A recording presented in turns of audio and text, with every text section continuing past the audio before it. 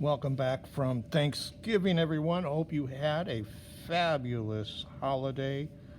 I certainly did, and I've got a great drawing for us today. I'm going to start with a circle, and I always try to make it, it's good practice to see how close you can get. So this is going to be an air balloon. So there's the basket. And I'm going to have a cloud to cover up part of this, so just bear with me. And air balloons are way more complicated than this simple structure. There's a heat source. It's way more involved than what I'm drawing here, but we want to keep it simple. And we're going to put some stripes on this air balloon, hot air balloon, so you can experiment with colors and values. So let's just start filling them in. I had a wonderful Thanksgiving. My wife made a beautiful meal. She's really good with turkey. She found a recipe online where she soaked the turkey in a brine for like 12 hours. Then before she put it in the oven, she put like 3 or 4 sticks of butter under the skin of the turkey, and then on top of that she layered bacon on the top, and it all just smooshed in, and it was really good, really delicious. And the stuffing, the mashed potatoes, of course, having the family there is so awesome. We played bingo, and we had so much fun. If you guys are looking for a fun family thing, I recommend bingo. What's nice about bingo is, you don't have to think. It's not like there's strategy involved.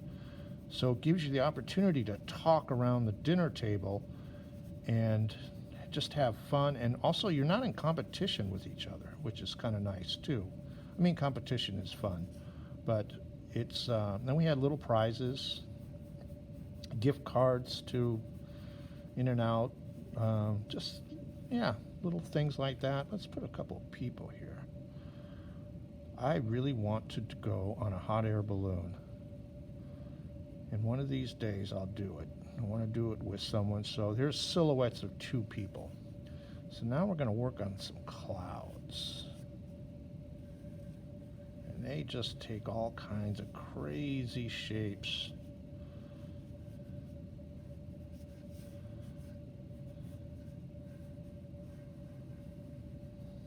Kind of like composition drawings. And they puff out. So we're going to have our light source. Let's put it here. And again, practice drawing a perfect circle.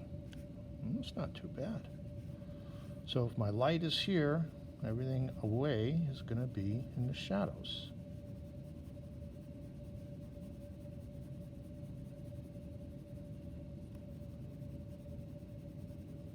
But you can have fun with these stripes on the hot air balloon and work on color combinations. And so everything basically away is going to be,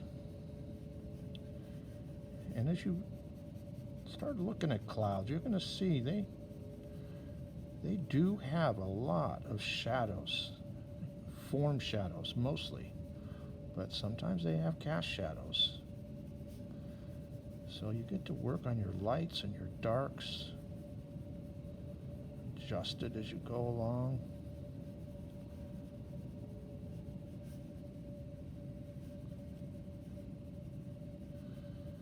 I really like clouds. Reminds me of a poem. Well, it's a song.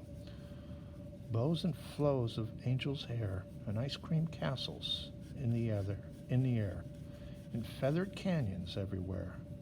I've looked at clouds that way, but now they only block the sun. They rain, they snow on everyone. I've looked at clouds from both sides now. I really don't know clouds at all. It's a Judy Collins song. Let's put another cloud here. Clouds tend to be, but don't have to be, flat at the bottom. It's atmospheric things that make that happen.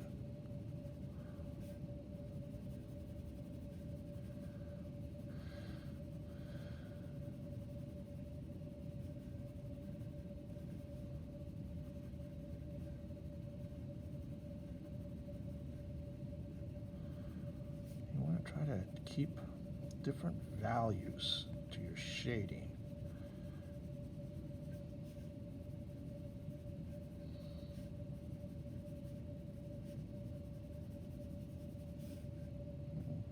Basket would have a bit of a form shadow and probably a bit dark in there. Yeah, I think they have a hot air balloon company in Napa, which would be just really beautiful to check out Napa Valley by hot air balloon. A couple of years ago, I went skydiving with my grandson. He talked me into it. What a thrill that was. Whoa, talk about adrenaline.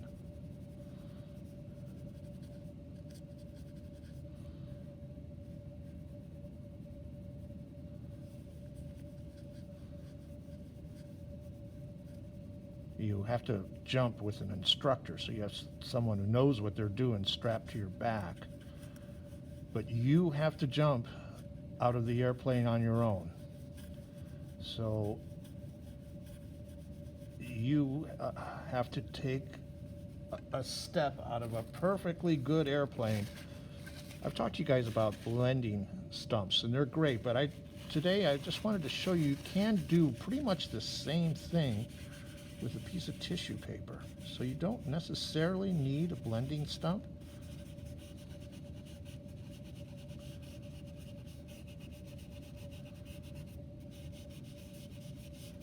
And the darker you make your clouds,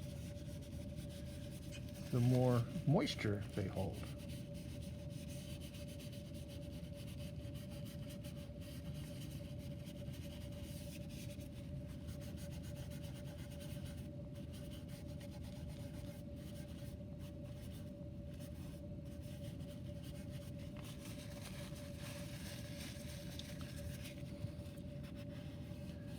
I personally find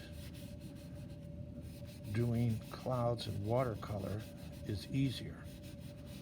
But anyway, back to my skydiving adventure. I had to step out of the plane, and you just drop so fast. And then when he pulls the rip cord, it feels like you're falling up. You're not. You're just slowing down. And then it took about 5 minutes from 10,000 feet to float down to the ground. And you land as gentle as if you were just walking off a step. It was just really a wonderful experience. Got to go through a cloud. I'm really glad I did it. Would I want to do it again? That's a good question. Maybe. It depends. If somebody, friend or brother or sister said, hey, let's go skydiving, yeah, maybe I would. It was thrilling. And when I landed, my whole body was just shaking with adrenaline. Just unbelievable. But you are looking down, and you can see the plane that you just stepped out of landing below you. It's really quite an experience. So notice I'm going over these clouds a couple of times. Gives it a little bit more texture. And you can try cross-hatching. I'm using more of a squiggly line.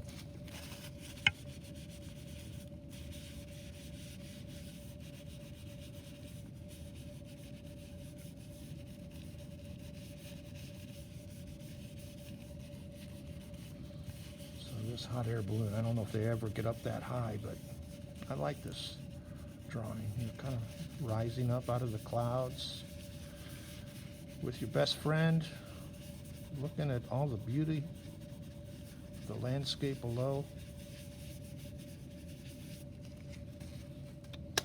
And there we have it. Welcome back, everyone.